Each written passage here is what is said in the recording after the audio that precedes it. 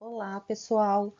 Hoje a gente vai falar um pouquinho sobre características relacionadas à ambiência, alguns aspectos ergonômicos pontuais de uma unidade de alimentação e nutrição, algumas outras normas, além do dimensionamento aí de equipamentos, tá bom?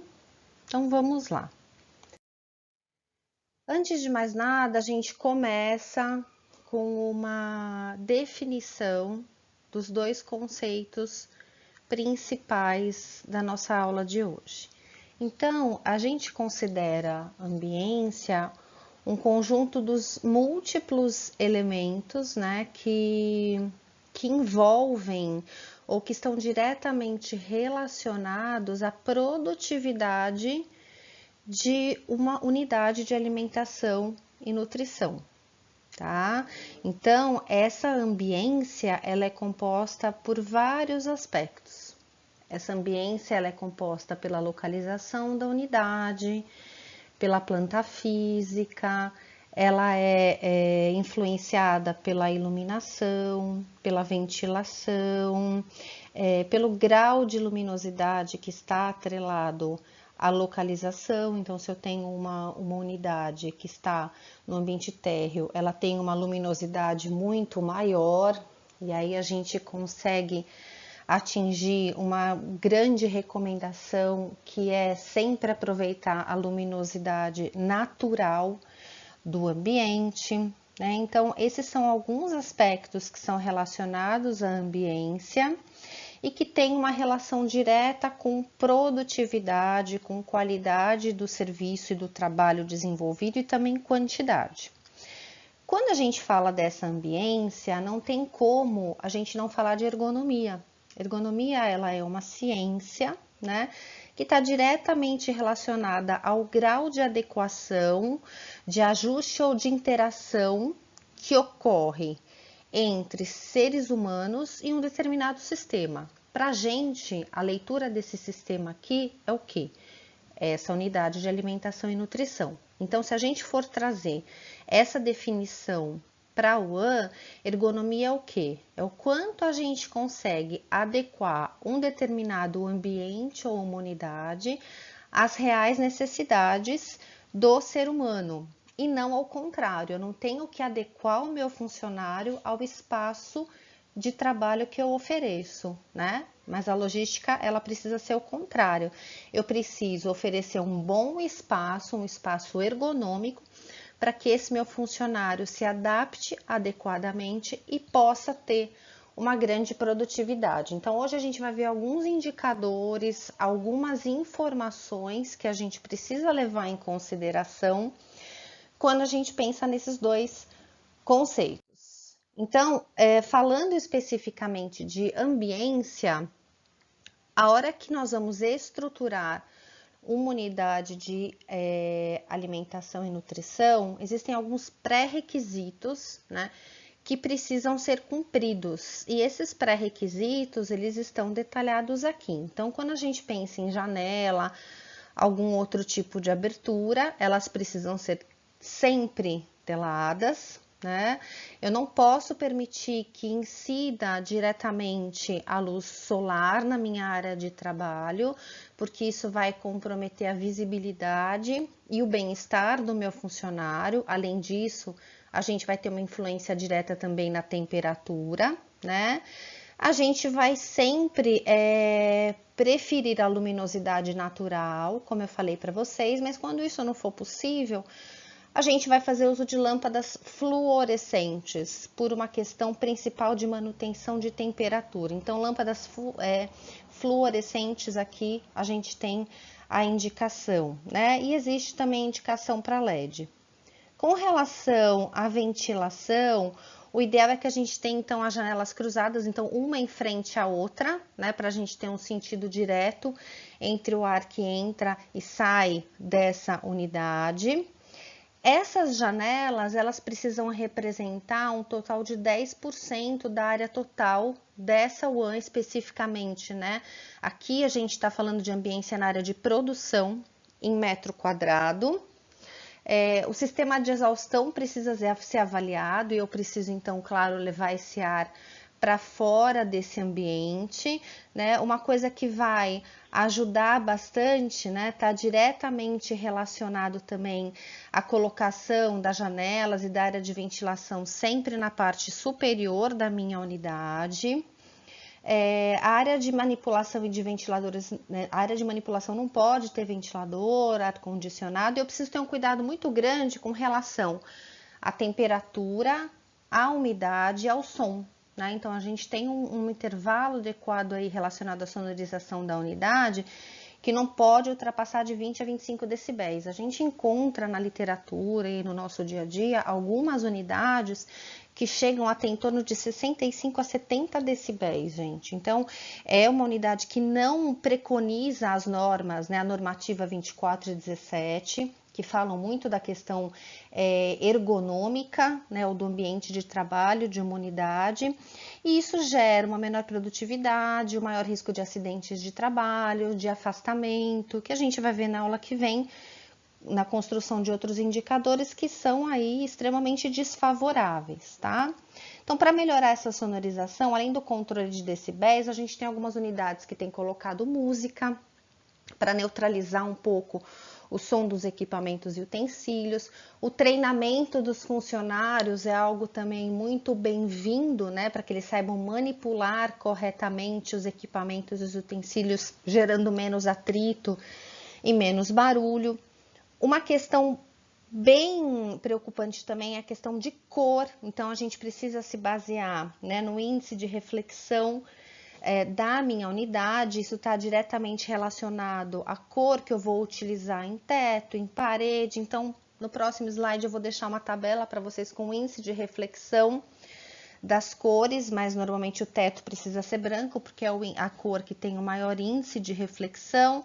Nas paredes a gente tem uma flexibilidade um pouquinho maior e no piso a gente pode usar cores um pouquinho mais escuras com um índice de reflexão menor. O piso tem que ser um piso super fácil de higienizar, tem que ter uma inclinação que favoreça, né, o escoamento da água para que a gente não mantenha essa área úmida. A única área que permanece úmida dentro de uma unidade é a área de lavagem, por isso que ela precisa ser separada e os meus funcionários precisam usar equipamentos de proteção específicos, e eu preciso ter ralo sifonado para evitar o retorno, então, de odores desagradáveis. Tá bom? Então, aqui a gente tem a tabelinha, né, dos índices de reflexão que eu comentei com vocês para ilustrar o slide anterior. E mais alguns critérios relacionados à ambiência da unidade, né? Então, a questão de paredes, a gente precisa ter uso de cantoneira, né? Devem ter aí os ângulos arredondados para facilitar a higienização e evitar acúmulo de sujidades. O material de revestimento precisa ser bem resistente, lavável, né, impermeável, não escorregadio. Alguns cuidados semelhantes com relação ao teto, eu preciso ter a ilagem siliconada impermeável, preciso de uma manutenção e de uma altura mínima, vejam lá a observação do pé direito, né?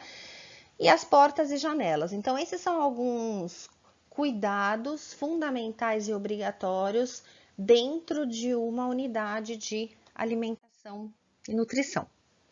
Além disso, a normativa 17, que está muito relacionada a conceitos, né, de ergonomia e vinculada ao Ministério do Trabalho, diz que as condições ambientais de uma UAN precisam atender a necessidade antropométrica de aproximadamente 90% dos seus trabalhadores, tá bom? Então, lá na disciplina de AUAN, vocês vão falar um pouco mais profundamente sobre questões ergonômicas e a gente retoma esse item, mas é importante para contextualizar, né? Manter, então, todos esses cuidados que a gente acabou de ver relacionados a ruído, iluminação,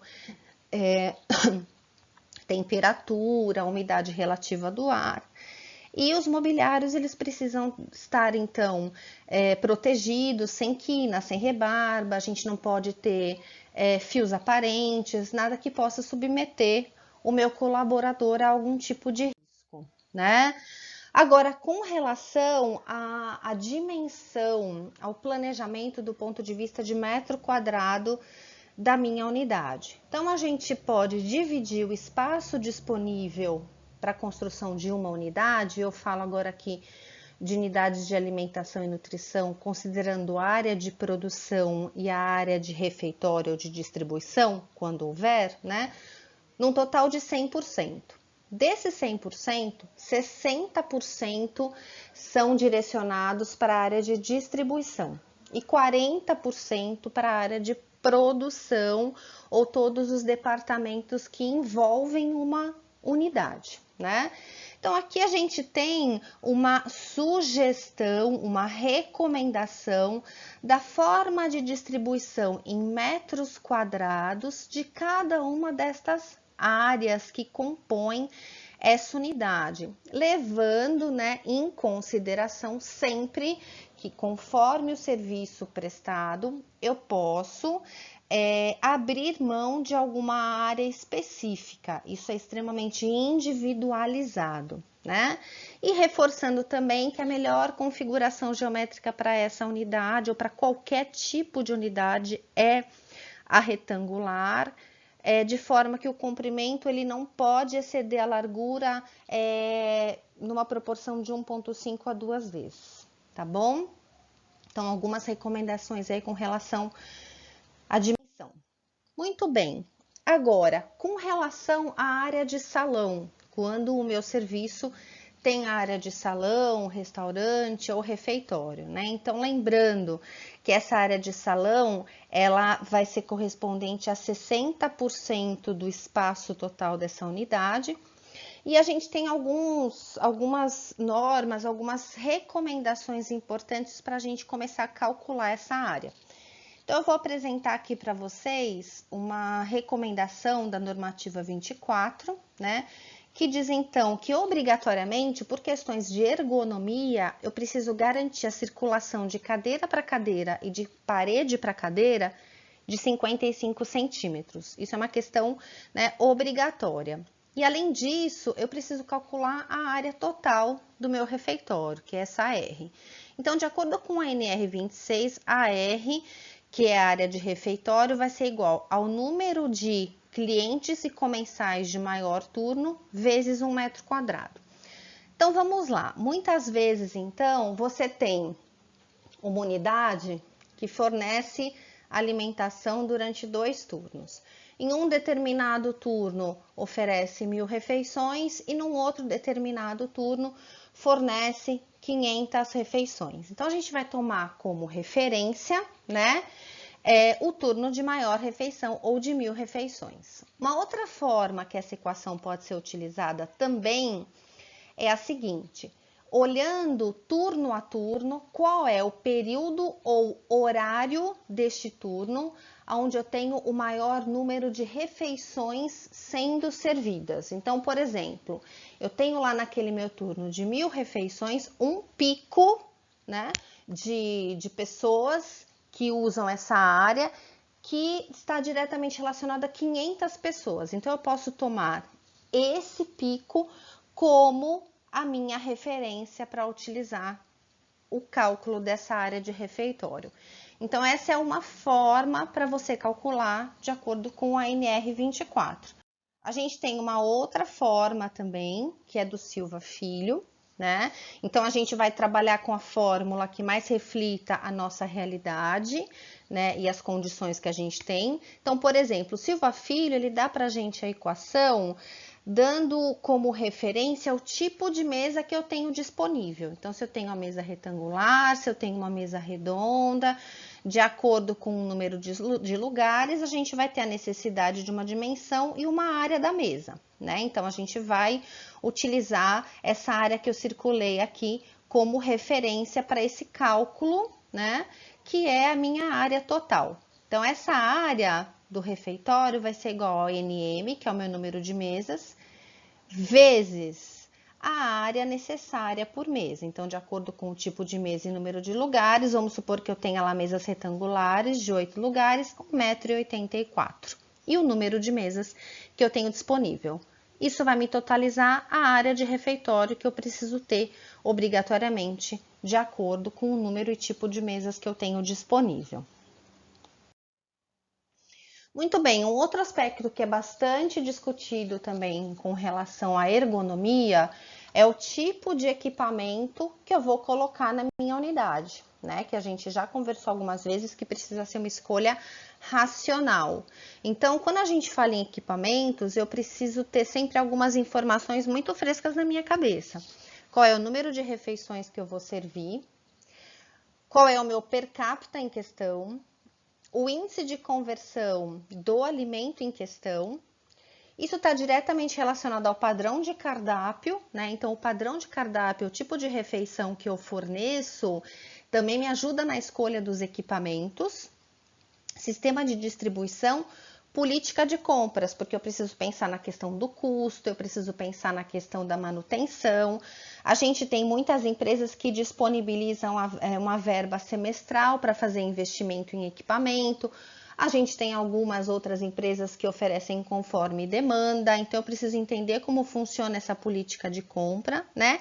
E o custo-benefício. Então, se o valor que eu vou investir na compra desse equipamento, de fato, vale a pena, né? O serviço e a agilidade e a qualidade da preparação que ele vai me devolver.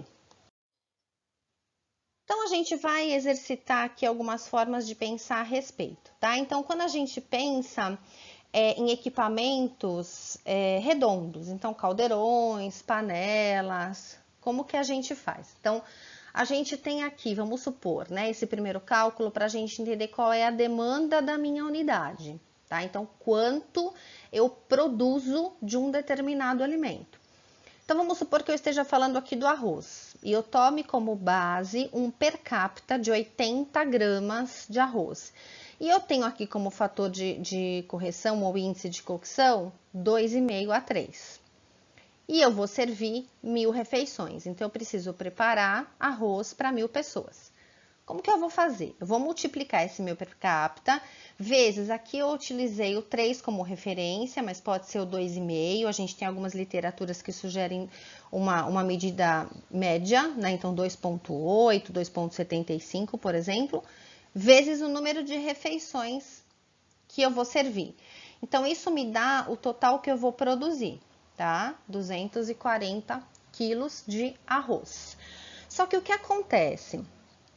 O arroz, assim como o feijão, então toda vez que eu tenho formação de vapor no meu processo de preparo, obrigatoriamente eu pego o valor total produzido e jogo mais 10% sobre esse valor. Isso é uma regra, gente.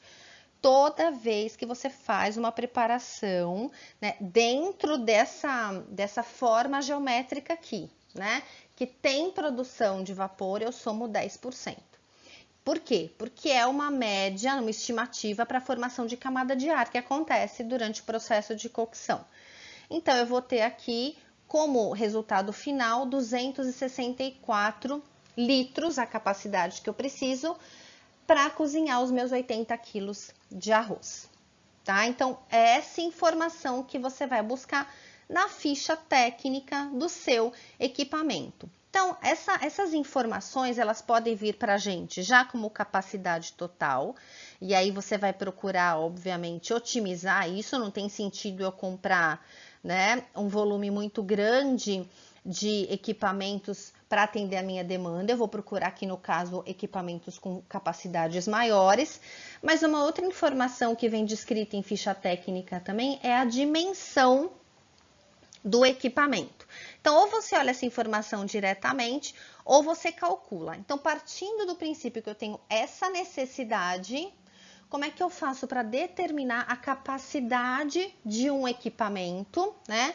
Onde eu tenha única e exclusivamente os dados relacionados ao diâmetro e à altura. Então, a gente vai, neste caso especificamente, utilizar essa fórmula, olha, volume é igual a π vezes o raio ao quadrado vezes a altura.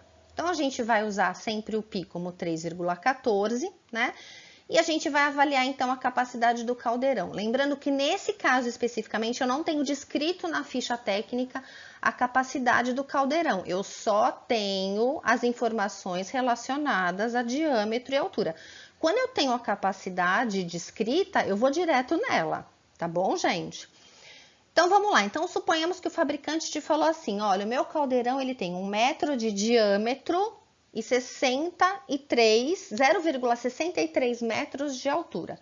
A gente vai simplesmente jogar essas informações na fórmula. Ó, o volume, que pra gente tá numa relação de igualdade com capacidade aqui, tá?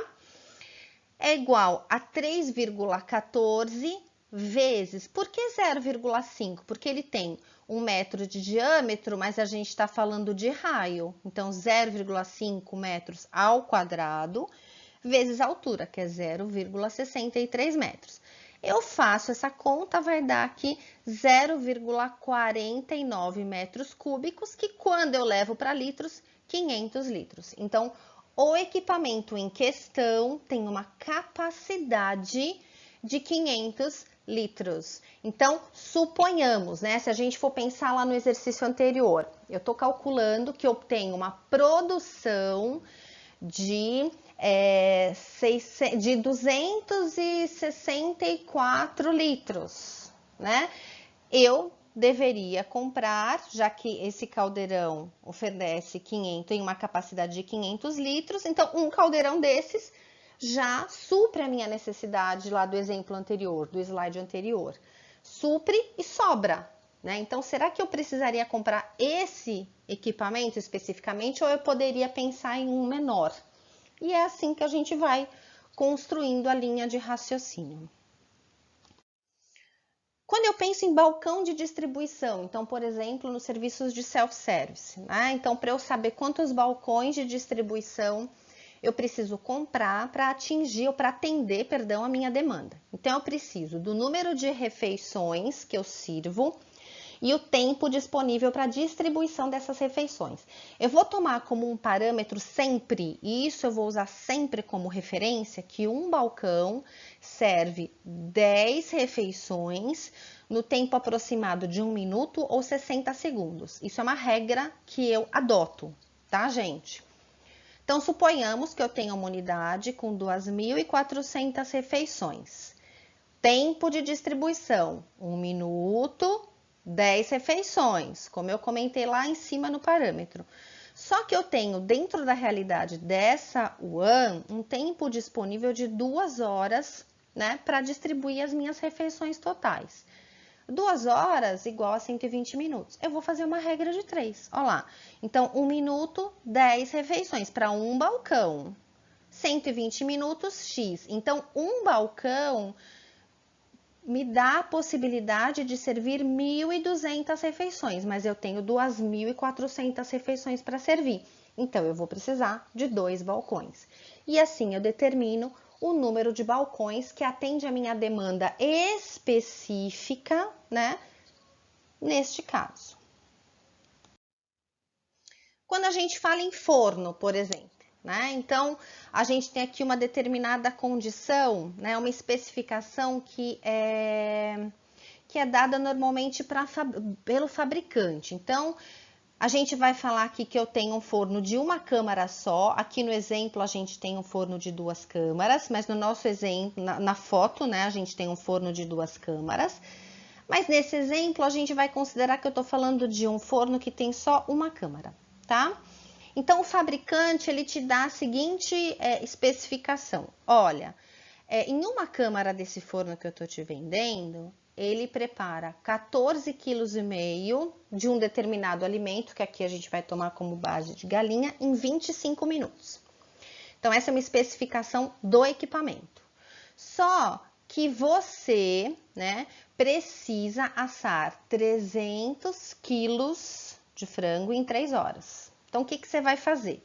Eu tenho aqui que 14,5 em 25 minutos, tá? 3 horas são 180 minutos, então 180 minutos, X. Tudo bem? Então, o que eu encontrei aqui? Que uma determinada câmara fornece para mim, ou tem a capacidade de assar em 3 horas 104,4 kg. Tudo bem?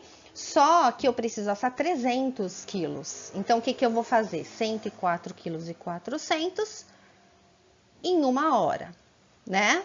um forno, perdão, 104,4 kg, uma câmara só do forno. Eu preciso preparar 300 quilos, é X. Então, eu preciso de 3 câmaras. Então, se eu estiver falando, por exemplo, de um forno com uma câmara só, eu vou precisar comprar 3 fornos. Se eu estiver falando, né, de um equipamento que tem, por exemplo, 2 câmaras exclusivamente, eu vou precisar comprar 2 fornos e vou ter um total de 4 câmaras. Ou você pode comprar um forno com 2 câmaras e um com uma. Por quê? Porque dentro dessa tua capacidade máxima, você vai precisar de 3 câmaras para atingir a tua necessidade ou a tua demanda. Quando a gente fala em fogões, a gente tem as regrinhas de 3, olha. Então, a gente vai achar o determinado fogão que eu tenho, o número de refeições que ele produz e vou jogar a regra de 3, como no exercício de balcão de distribuição.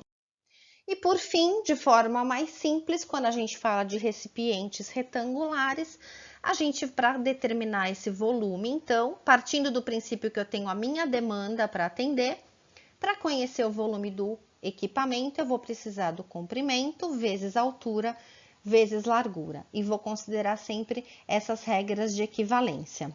Tudo bem? Então, eu espero que vocês tenham compreendido. Na próxima aula, a gente vai começar a falar um pouquinho sobre cálculo de número total de funcionários.